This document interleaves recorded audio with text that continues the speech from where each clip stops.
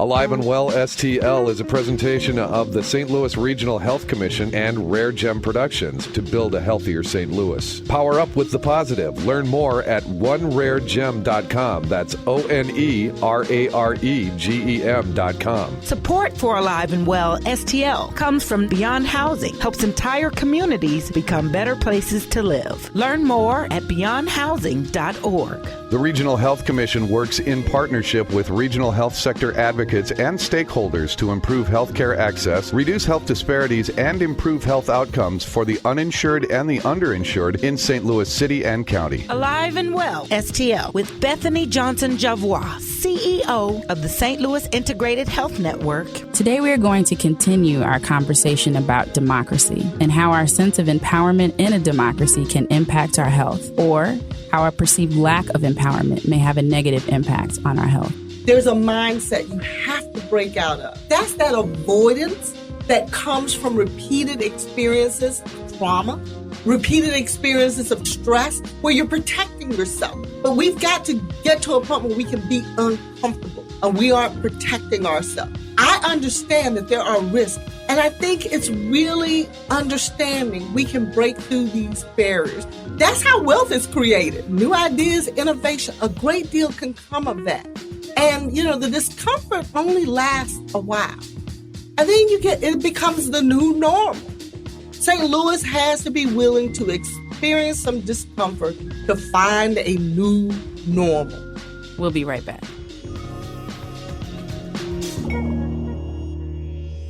Please, as your introduction, create a vision for us for what it means to you today for our democracy to be alive and well in STL. For our democracy to be alive and well in St. Louis, in my mind, means that everyone feels that they have a voice in the decisions that are made, and that voice is heard, and their input is integrated regardless of their race, ethnicity, their social position, occupation, the locale of their residence, or their age. I think there's a way in which we have allowed our region to be usurped so that only certain voices are given weight and other people are marginalized and to some extent excluded from the discourse on the direction, the values, the growth of the community. Alive and Well STL. Hello and thank you for joining us today. I'm Bethany Johnson-Javois, CEO of the St. Louis Integrated Health Network and host of Alive and Well STL, sponsored by the St. Louis Regional Health Commission. During this season of Alive and Well STL, we are lifting up voices and discussing the impact that trauma has on our emotional and physical health. We know that those who experience persistent, toxic stress or traumatic adverse events are less likely to achieve good health. Sometimes this stress is exacerbated by feeling out of control, as if our life circumstances are not ours to create or influence. Today, we will explore how the health of our democracy gives us or takes away from us this sense of control that we need to heal and to become alive and well.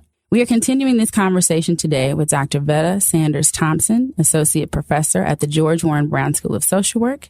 Dr. Thompson, thank you so much for joining us. Thank you for inviting me. Good morning. As we talk and think about what it means for our community to be alive and well, I am excited to capture your voice and your perspective given all of your work in the region. And when I say your name, everyone knows your name because of your commitment to St. Louis. Vetta, in your perspective, what are the voices that are privileged and amplified, and what are the voices that seem to remain in the shadows? We can go back to one of the St. Louis euphemisms and we'll get a clue. And so since I've moved here, probably some 30 years ago, people will ask you, what high school did you attend? Now, when I first moved here, I felt like that's a very odd question. And my response used to be, well, it wouldn't help you because I wasn't born here. Well, that automatically gives you some distance in this region. But what I came to learn was that what high school you attended was a clue to your residence, the location which you live. And so if you were West County, yes. If you were South County or city, oh, yes, you must have lived in a nicer place. If you mentioned anything North City or North County, there was some skepticism. And then people would proceed to ask you, well, what school and what year did you graduate? Because those were clues to when you lived in perhaps North County or what part of North City and what time. And so it became very apparent that class mattered, but not just class, because then I began to understand how race could be understood and how you could be placed based on where you grew up. And so over time, living in St. Louis, I came to understand what all of these things meant and just how much your occupation, your income, and your race mattered. And if you were African American, the one thing that would always floor me being from the South was the extent to which people would share with me, our African Americans, our Black people never rioted. We never had those demonstrations and protests. Now, I have come to understand and to know that's not entirely correct. There have been protests around civil rights, racial issues in this region, but in their mind, it was nothing like other areas, particularly the larger western and northern cities or anything like the protests in the South. And there was a certain amount of pride in that. So you could understand that, privilege and status dictated how the policies would be formed, and that there was a way in which they managed their people so that they didn't have to deal with those little annoyances that come when there's protests or civil disobedience, or some people feel like, no, I think I want my voice to be heard today. What you articulate to me is you really bring to light a question that I had about the history of St. Louis. You being an outsider coming in, you didn't get the memo of the script that had been written about where you should live and how you should behave and what you can and can't do and what high school is appropriate or not. So without that script that we found out that was written about where you should live and policies that were legislated to control that, we no longer need that, because based on the questions that you're being asked, we're doing it to ourselves. So thank you for highlighting that point. I'm interested, Vetta, in knowing from you, in a democracy, we have certain tools, and we talked about this: right to assemble, right to vote, free press, free speech, freedom of religion. Those are the hallmarks of our democracy. Tell me, give me your response in terms of the disparity that exists. Are there changes in policy that we need to make to close some of these historical gaps that we're finding is happening? I study racial identity, ethnic identity, and their impact, particularly their psychological impact. And what's interesting to me, and I always tell people, St. Louis has been probably the catalyst to the questions that I've asked as my sort of career has moved forward, because there's a way in which there's the individual experience and then there's the collective experience. And so as an individual, I can move, I can acquire an education, I can acquire income, and get some distance from that history, from those disparities. But if the group that serves as my referent, or if the group that society perceives me to be a part of still experiences those disparities, there's a way in which the way institutions and policies are enacted, it still affects me, because if it's not me personally, it could be my spouse, it could be my child, it could be my cousin, my mother, my friends. And so it becomes important to understand. I'll use our policing policies as an example. If the perception is that, okay, there are some crimes which appear in higher frequencies in certain communities, we'll use the African American community as one of those communities, then we must police more often. We must be willing to police harsher that community as a whole, as opposed to looking at the factors that would indicate that perhaps this person or these persons are committing a crime. And so you get policies that say, we'll take a whole population, an entire group of people, and police them as if they are all criminals. Just because there's a slightly different ratio of certain crimes taking place in that community. Mind you, not all crimes are elevated in that community. But if any crime is elevated in that community is policed in that way. And then we wonder why we have so many people arrested, such a high proportion of people who are arrested who actually, we don't find anything. You know, when you look at the data, the largest proportion of those, nothing. They weren't doing anything. There was no reason to stop them to begin with. But it's the result of the policy. And so now those people feel less empowered. They feel marginalized. They feel stigmatized.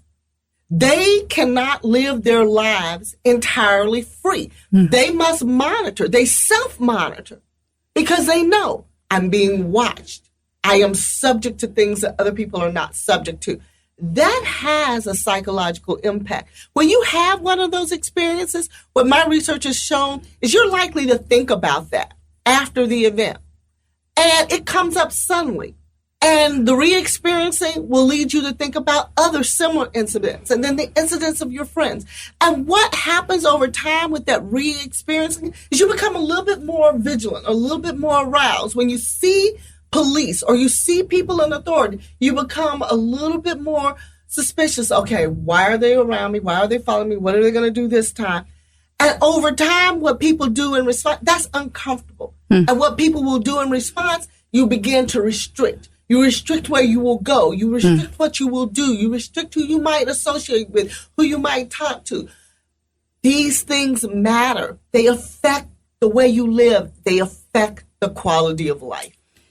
And something you said to me, to be alive and well is to be entirely free. So this word freedom, let's talk about that. For populations, for individuals who feel imprisoned without the confinement aspect, but they feel the confinement. What are the tools based on your experience, your research, your perspective that can help empower people within their own ability to be entirely free? Resilience is the word that comes to mind. People have to take a moment, take care of themselves first of all. And so, we push, healthy lifestyle, get some physical activity, get some sleep, good sleep, eat well, have friends and family, have time for spirituality, stick with your values and your commitments. Basically, look for the ways that you can cope positively, act positively. A part of what this also means is that you have to be able to assess what is your responsibility as an individual, what's the responsibility of the group, to discern where the actions are in a sphere where you have control and can exercise control and where they are not. People who have the ability to discern what they have control over and then to make decisions about actions to take do better than people who feel like everything is just put upon them and they have no control, no ability to change situations anywhere. Collectively, we have to understand what is within our sphere of control and those things that perhaps we have less control over. And then we have to be very organized, systematic, and planful. And then we have to take control where we have control. And we have to understand the things where we might need to pull in additional resources, reach out to other people. And then some things really just are not within control. They're going to happen. But I think those are fewer than the things we have control. We just have to really think through where the controls are. And I noticed that you mentioned that as part of this process of feeling free, health is a very specific area with which we need to be conscious of and aware of in order to do all the other things that we want to accomplish. So giving your own example of individuals who feel empowered to create change, other individuals who feel like they don't have a voice and they're not empowered. Have you noticed a trend between the health of that group versus the other group? Oh, we have pretty clear trends. We know that people who feel empowered, who feel more in control of their lives, one, they're going to take the actions to maintain their health. But two, they're going to act on their environment in ways so that they are more likely to garner the resources they need to be healthy. Because a part of what we know about health is that where you are plays a role in your health. Place matters. The resources you can access that help provide the environment for a healthy lifestyle. Whether you have parks, whether you have safe places to walk, to get exercise, whether you can access healthier foods, whether you can access the health care, the screenings that you need. We know that people who feel in control are likely to engage the system, speak up for themselves, get involved in civic activities in an effort to assure that they and their loved ones have that access. When you don't feel empowered, people tend to feel more helpless, often more hopeless. They don't act on behalf of the group, and they have more difficulty acting on behalf of even their own health. And so then we have to really work to help people feel that they have more efficacy, that they have the skills, they have the knowledge, they have the ability to do some things to protect themselves and to protect those that they love. You know, if I could paint a picture of you, I envision you as like the marching band with heads held high with their instruments in unison. It's a beautiful picture. And based on that picture, what would it take for St. Louisans to be the equivalent of that marching band? Well, you know, the one thing that I have always said to people in St. Louis is that there's a mindset you have to break out of. When I moved here, people would tell me you should not attempt to get a particular job because no African American has ever worked there, or no African American has held that position. And I would say, well, if you don't try, no one ever will. And you have to break out of that mindset. That's that avoidance that comes from repeated experiences of trauma, repeated experiences of stress, where you're protecting yourself. But we've got to get to a point where we can be uncomfortable and we aren't protecting ourselves. I understand that there are risks, and I was not necessarily comfortable the first time I took a position where there were no other African Americans, and it was all day, every day. There was no one like me there. But we were able to move forward, and now that is much less the case. And I think it's really understanding we can break through these barriers. I think it also means that non-minority people who are from the wealthier, more elite of our social strata, also have to be willing to be a bit uncomfortable.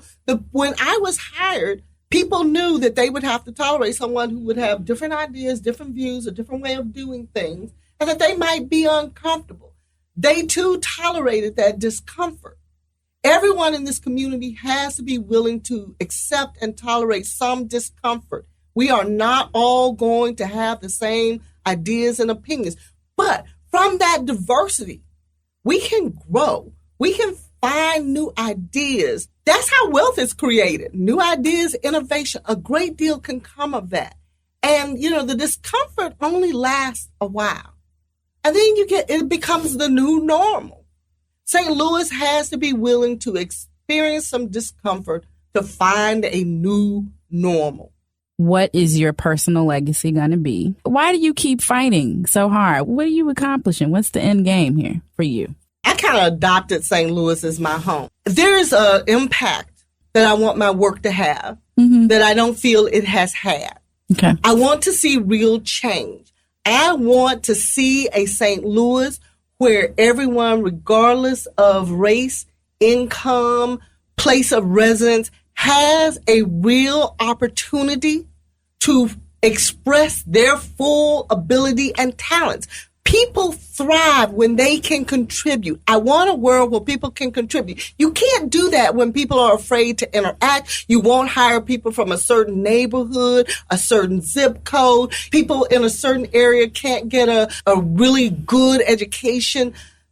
That's the difference that I want to see. I want to see people living full, happy, mentally healthy lives. Well, I want to thank you for painting your picture of Alive and Well, and for all the work that you've done, and for all those that engage with you. Dr. Thompson, thank you for joining us today, and for all that you've done and all that you will continue to do for at least 100 more years. As we wrap up, Do you have anything else that you really want to say to our listeners? Particularly, I'm sensitive to ones that are struggling, that don't feel activated, that cannot find the artist within, that understand these statistics, but don't know how to get from where they are to being able to make a difference because they're one person. Encourage them today. What can they possibly do to help our community be alive and well? This is the thing that I say to everyone. Everyone, I don't care what walk of life you find yourself, has something to share. You can teach someone something and you can contribute something. We need to all respect the contributions we all bring to this world. We are put here with a purpose. Take a moment, close your eyes, breathe deeply, find your inner peace, listen to that inner voice, and whatever it tells you is your gift to share, be about the work of sharing it. You live that every day. Take a moment, be kind to others, be kind to yourself, and then do your work. Yeah. Do what you're called to do because you feel that calling. So get in touch with that and start doing it. Do not ask the Lord to guide your steps if you're not willing to move your feet. Well, we've preached, we've talked. I appreciate your time and thank everyone for joining us for another episode of Alive and Well STL. We look so forward to speaking with you next week. For more information about today's program and to become involved in the Alive and Well movement, the smartphone app is Bonfire. So get on the phone and find us, BONFYRE, and search for Alive and Well or visit us online at aliveandwellstl.com. We'll be back again next week. You are invited to join the conversation. If you, your family, or your organization is interested in talking about how we better the well-being of the region, sign up for more information, join the conversation, log on to aliveandwellstl.com, and let's build a plan on how we can work together and improve our overall health and become alive and well. We are grateful for your gift of time to this conversation. We encourage you to stay involved and get involved. Visit aliveandwellstl.com to learn more. Alive and Well STL, the Regional Health Commission with Chief Executive Officer Robert Friend Jr., committed to providing a detailed review of change over the past decade and 14 leading health indicators for the city and county of St. Louis. The first decade review of health status report, an update to building a healthier St. Louis. Discover the narrative, the data, and celebrate the progress already made to improve healthcare access and reduce health disparities in our region. Learn more at STLRHC.org. Alive and Well STL is another positive production of Rare Gem Productions. Thanks for listening.